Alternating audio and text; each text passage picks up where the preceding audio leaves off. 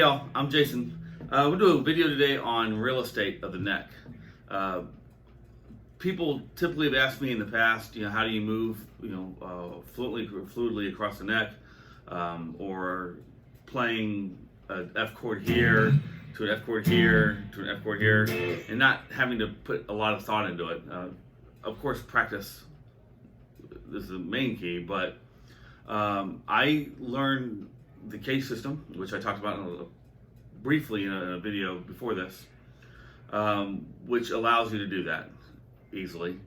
But the theory I use is that if you can learn to take a song that you know well, something that you can play in your sleep and play with your eyes shut. Sweet Home Alabama is always the first one that comes to people's minds because it's such an easy song in the chord shapes. D, C, G. But you're not moving all over the place. You're only staying on really two frets. You're either playing the second fret, the third fret, or an open string. D, C at 9, and the G. So taking that idea and moving it somewhere else in the neck, and say I want to learn how to play those three chords in that order somewhere else, but I don't want to jump all over the place. I don't want to play a D, C to a G. I want to try to stay with as little movement as possible, just to learn the neck. You learn one section at a time instead of having to memorize every section. So with Sweet Home Alabama in mind, I'm going to do a D in the A shape. So 5th fret, D, A shape. Now I need a C. And if I just roll my hand like this, I put my pinky up on the 8th fret, my ring fingers on the 7th fret of the A string. I maintain the bar I had on the 5th. I'm now playing a C in a G shape. I'm just not extending it all the way down. So I'm just playing the first 4, even 5 strings as a G shape C. So I have D. Now I need a G. And you're already on it. You're laying here. If you roll your hand back the other way, and that your pinky goes on the 8th, your ring finger is on the 7th of the G. Leave the bar where it was. That is a G chord. Now I'm not strumming. I'm not hitting the E. I'm not hitting the A. I'm muting those with this middle finger, which is another technique. But you can find a different G if that G doesn't work for you.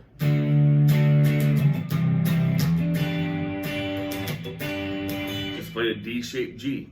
The D chord, follow the root, which is on a D chord, your root is the open string or the ring finger. From the 3rd fret all the way to the 8th fret, you're playing a G. That's why the case system is so important. So I'm D, C,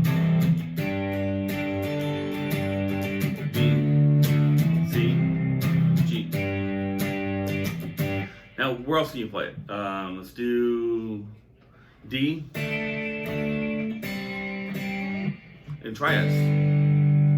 So I'm playing the exact same chords, I'm just using triads. I'm playing a D, C, G. So when you're learning songs, or you've learned a song like Sweet Home or Redneck Girl, or something that's a pretty simple 3-chord song, are I think the way to learn these new theories is take songs that aren't really complicated, that aren't very chordy at first, and learn to move those first, and play with it, sing with it, try it with any song. I'm trying to think of another one and nothing's coming to mind. I said Redneck Girl, so we'll do that one. Redneck Girl's ADE.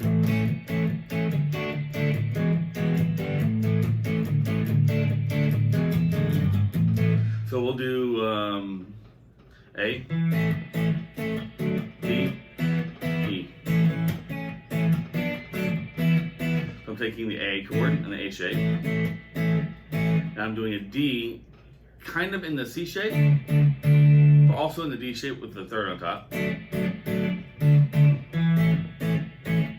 And in the E, E, I'm playing as a D shape. I'm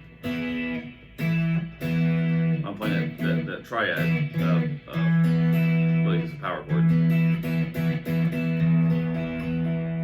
And we could play it like that to extend the chord all the way, but we're not.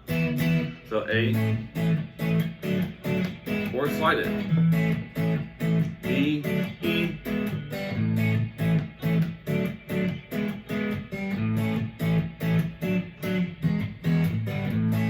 So just play with your songs that you already know and put them somewhere else. Play the chord somewhere else and try not to move around too much at first. And if you have to cheat and play octave first, do it. Whatever it takes to get you out of, you do it here, that's fine, which is the octave higher. It's gonna sound kind of horrible, but it'll get you out of this one spot and get your mind, you'll start thinking differently. And once you can get past that, get past the, I'm stuck in this one area every time I play the song, and you get past it and you realize that you have other options and other tonal differences between and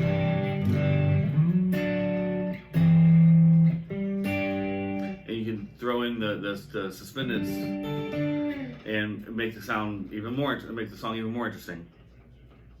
I think that's important. I think this is the way to start it, by taking something simple we know and can play in our sleep and make it a little uncomfortable at first and make it a little different. We have to learn something new. So, all right, well, I hope that helps. I know it's a short one, but let me know in the comments if there's anything else. I did get a comment in the last video to expand on the shapes of the case system. I think that was Lester. I will do a video on all the shapes, so that will be coming up. Well, thanks a lot. You guys have a good one.